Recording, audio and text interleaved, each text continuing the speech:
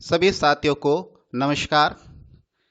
सबसे पहले परम पूज्य गुरुदेव वासुदेव जी महाराज को मैं अपना नमन करता हूँ।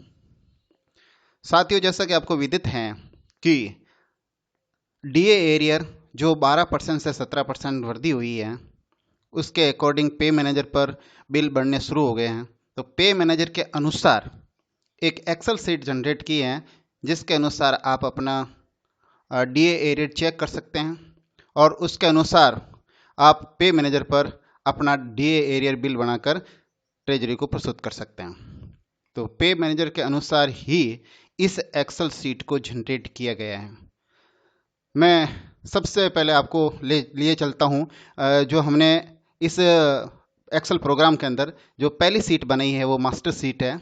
उस सीट पे आपके कुछ डाटा है जो आपको फिट करने हैं, इंदराज करने हैं। जैसे सबसे ऊपर ऑफिस नेम दे रखा है। ये जो सफ़ेद कलर की सेल आपको नज़र आ रही है, सभी अनलॉक है, जिसमें आप अपनी एंट्री कर सकते हैं। जैसे सबसे ऊपर ऑफिस का नाम है, ये आपका ऑफिस किसी भी विभाग का हो, चाहे शिक्षा विभाग हो या अन्य कोई विभाग हो, वो अपने विभाग का नाम लिख सकते हैं। 7 पे के अनुसार डीए रेट जो पहले ओल्ड पे थी वो 12% और अब जो नई वृद्धि हुई है 17%, वैसे यहाँ मेंशन कर रखा, आपको कुछ नहीं करना है। और इधर एचआरए जो छोटे शहर या ग्रामीण इलाकों में जो 8% एचआरए है वो यहाँ शो कर रखा है। अगर बड़े जो 5 शहर है वहाँ एचआरए 16% है, तो आप यहाँ 8 की जगह 16 कर देना।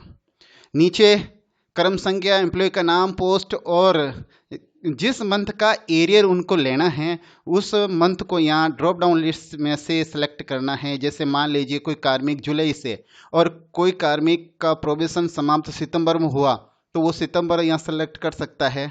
अक्टूबर है तो अक्टूबर, जिस माह से उसको एरियर बनाना है उस माह को इस कॉलम में सेलेक्ट करना है, तथा जिस माह तक बनाना है वो इस कॉलम में सेलेक्ट करना है। हो सकता है बाय द वे किसी कार्मिक का रिटायरमेंट जनवरी से पहले हो, जनवरी या फरवरी से पहले हो गया है, तो इसमें जिस ही मंथ तक उसको बनाना है उस मंथ को यहाँ सेलेक्ट कर लिया। उसके बाद में 7 पे के अकॉर्डिंग बेसिक लिखनी है और यहाँ पे एक ड्रॉप डाउन लिस्ट है, उसके अनुसार जीपीएफ और एनपीएस आपको इस कॉलम के अंदर सेलेक्ट करना है। उसके बाद में एक और कॉलम दे रखा है इनकम टैक्स का।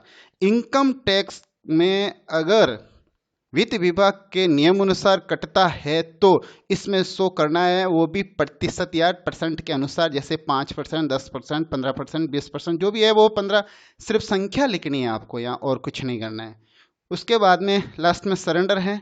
सरेंडर आपने जिस माह में उठाया है तो वो यहाँ इस कॉलम के अंदर आप ड्रॉप डाउन लिस्ट में से वो मंथ सेलेक्ट कर लेवे। सिर्फ इतना ही काम इस मास्टर सीट पर है। इस मास्टर सीट पे कुल 101 कार्मिकों के लिए ये तैयार की हुई है एक्सेल सीट। जैसे आपके सामने शो हो रहा है 101 कार्मिक। इस सीट बड़ा ऑफिस है तो आप चाहे तो 101 कार्मिक तक की इसी एक में ही एरियर सीट आप डीए एरियर सीट जनरेट कर सकते हैं। अब इतना काम करने के बाद आपको चलना है डीए एरियर विथ सरेंडर। इस सीट पे गए आप और इस सीट पे, ये सीट वैसे अनलॉक्ड है, लॉक्ड है पूरी। इसमें पीले कलर के कुछ सेल आपको दिख रहे हैं वो अनलॉक है। जैसे ऊपर आपके सीरियल नंबर ये अनलॉक है, और ये जो नीचे सरेंडर के अंदर एनपीएस और जीपीएफ वाला कॉलम मैंने पीले कलर का कर रखा, वो मैं बाद में आपको बताऊंगा क्यों कर रखा है। और अंत में ये ट्रेजरी से बाउचर नंबर जो पहले बिल बन चुके हैं उसका अगर शो करना चाहो तो ये भी अनलॉक है। यहाँ आप बिल नंबर यहाँ लिख सकते हैं, आप वो जिस कार्मिक का वो लिख सकते हैं, और नहीं लिखे तो कोई दिक्कत नहीं, इसको भी आप छोड़ दें। आप सिर्फ इस पीले कलर की सेल के अंदर, जैसे मुझे मान लीजिए मास्टर के ऊपर ले जाके बताता हूँ आपको कि ये क्रम संख्या 6 जिस पर नाम लिखा है महेंद्र जी पटेल, जो सीनियर टीचर हैं, इनका अगर हमें डीए एरियर बनाना है तो आप यहाँ जाके इस पीले कलर की सेल के अंदर 6 लिखकर अपने कीबोर्ड का या तो टैब बटन या एंटर बटन जैसे ही प्रेस करेंगे तो यहाँ महेंद्र जी पटेल का डीए एरियर बन जाएगा। जैसे मैंने 6 लिख के टैब बटन प्रेस किया तो ये महेंद्र जी पटेल का डीए एरियर आपके सामने बन चुका है। जो जुलाई से दिसंबर तक का बना है ये अलग, और सरेंडर उन्होंने नहीं उठाया, वहाँ शो नहीं किया था मास्टर सीट पे, तो यहाँ पर शो नहीं हो रहा है। और नीचे आपके सरेंडर एरिया जनवरी और फरवरी का अलग, और नीचे सरेंडर नहीं उठाए तो यहाँ शो नहीं हो रहा है। इन दोनों की टोटल यहाँ शो हो रही है। फिर नीचे अलग से इनका मेंशन कर रखा है जुलाई टू दिसंबर और जनवरी टू फरवरी 2020, और टोटली जनवरी 2019 से फरवरी 2020 तक का ये पूरा टोटल। ये पूरी सीट वैसे ऑटो जनरेट है, आपको कुछ नहीं करना है, आपको सिर्फ मात्र इस पीले कलर की सेल के अंदर क्रम संख्या लिखनी है। जैसे एक और बताता हूं मैं आपको, मान लीजिए यह हमारे क्रम संख्या 4 जिसमें मांगीलाल जी रांगी है और इनके जीपीएफ है और इनके दिसंबर के अंदर सरेंडर उठाया है। आपको ये करके दिखाता हूँ कैसे। क्रम संख्या 4, मैं यह सीट पर डीए एरियर विथ सरेंडर पे गया, इस सीट पे जाके क्रम संख्या मैंने 4 लिखे, प्रेस किया टैब बटन, तो ये मांगीलाल जी का डीए एरियर हो चुका है। और देखो मांगीलाल जी का सरेंडर जो दिसंबर में उठाया है, तो ये दिसंबर वाले कॉलम के अंदर शो हो रहा है।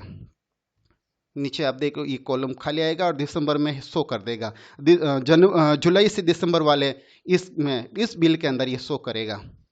और मैंने ये पीले कलर की सेल पहले बोला था कि ये क्यों कर रखी है और ये अनलॉक भी कर रखी है मैंने, या आप एंट्री इंद्राज कर सकते हो, ये मैंने अनलॉक कर रखी है। ये इसलिए कर रखा कि एक आदेश जो कल एक यूट्यूब वीडियो पर कुबेर जी पाटीदार का था, उसके अंदर एक ऑर्डर बताया गया था मुझे, जो आपके सामने मैं शो कर रहा हूँ। ये इस पे लिखा हुआ है कि अवकाश के, देखो ये नीचे एक लाइन है, अवकाश के नगद भुगतान में से सामान्य प्राइवेट निधि के पेटे कोई राशि नहीं काटी जाएगी, ये शब्द लिखा था। और ये एक ऑर्डर था, इस ऑर्डर को जो पहले 30/10/1999 जारी हुआ था, उसके बाद और संशोधन हुए, तो इस आदेश के तहत मैंने इस कॉलम को अनलॉक कर दिया है। और इस कॉलम में अगर आप चाहें तो ये राशि अब आप जीरो करोगे तो ये जीरो हो जाएगा। जैसे मैं आपके सामने करके दिखाता हूँ, ये जीरो कर दिया मैंने यहाँ, बस, तो ये राशि जो शून्य हो गई और ये राशि नगद मिल रही है इनको।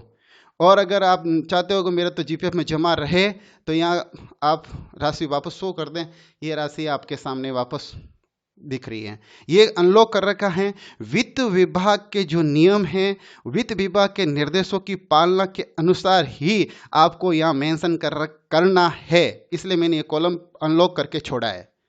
उसके बाद में एक और कार्मिक जैसे बता दूं मैं आपको, जैसे इस सीट मास्टर सीट पे जाके मैं एक और कार्मिक जिन्होंने डीए उठाया, सरेंडर उठाया था, उसका एरियर जैसे यह दिसंबर में था, लेकिन मैं चेंज करके आपको जनवरी का करके बताता हूँ। जैसे मैंने जनवरी किया, तो जैसे मैं जनवरी करूँगा तो ये जो आपका क्रम संख्या थी इनकी मास्टर सीट पे 9 नंबर, तो मैं 9 नंबर का इनका एरियर बनाना चाह रहा हूँ। मैं गया ऊपर, यहाँ 9 नंबर पीले कलर की सेल में दर्ज किए, और मैंने जैसे ही टैब बटन प्रेस किया तो ये 9 नंबर जैसे सुरेश कुमार आद्रा हैं, इनका ये डीए एरियर बन चुका है। और जो पहले मांगीलाल जी के यहाँ शो हो रहा था, वो अब आपकी इस दूसरे number bill pay surrender arrear, वो जनवरी मैंने वहाँ किया था, इसलिए ये जनवरी और फरवरी वाले बिल के अंदर ये आपके सरेंडर शो हो रहा है। वो प्रक्रिया, जैसे ये आदमी एनपीएस के हैं तो 10% के अनुसार इनका कट रहा है, लेकिन उस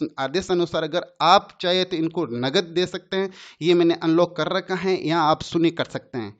एक छोटी सी जानकारी अलग थी, इसलिए वापस इस बिल मेरे को डीए एरियर शीट को बनाना पड़ा और उसके अनुसार बनाया। कुछ साथियों ने कहा था कि हमारे सरेंडर एरियर अलग होने के कारण जो 2 अलग अलग बिल बन रहे हैं उसकी टोटल के अंदर अंतर आ जाता है, इसलिए आप ऐसा करें कि दोनों बिलों के साथ सरेंडर एरियर शो हो जाए। तो मैंने उस अकॉर्डिंग इस सीट को वापस पुनः जनरेट किया है और माह के आधार पर जनरेट किया है। साथ में मैंने एक अनलॉक सीट भी और डाल दिया आपके लिए। जैसे कोई कार्मिक का वेतन बीच में अगर हो सकता है उनके एससीपी लगी हो या अन्य किसी कारण से उनका वेतन घटा बढ़ा है, तो आप इस कॉलम के अंदर जाके जो बेसिक का है उस बेसिक में, मान लीजिए किसी कार्मिक का अक्टूबर माह के अंदर उनका बेसिक चेंज हो गया है, तो उस बेसिक को आप यहाँ चेंज कर सकते हो। केवल बेसिक को ही चेंज करना है, बाकी पूरी शीट में ऑटो जनरेट है, आपको कुछ नहीं करना, लिंक मत तोड़ना फॉर्मूला उसका, आप सिर्फ बेसिक चेंज कर लेना, ये हो जाएगा।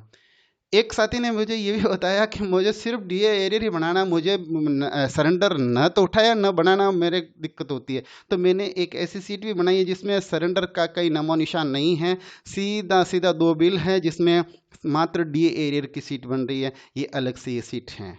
तो ये एक प्रोग्राम था जो आप तक पहुंचाना था, आप तक पहुंचाया। आपको बहुत अच्छा लगा हो तो ज़रूर हमें आशीर्वाद प्रदान करना ज़रूर, और ताकि हम और भी ऐसे आपके लिए वीडियो बना सकें। धन्यवाद। और लॉकडाउन चल रहा है तो लॉकडाउन की पालना करते रहें, घर पे रहें और वर्क टू होम करते रहें। सभी हमारे साथी सेफ रहे, सुरक्षित रहे। धन्यवाद, शुक्रिया।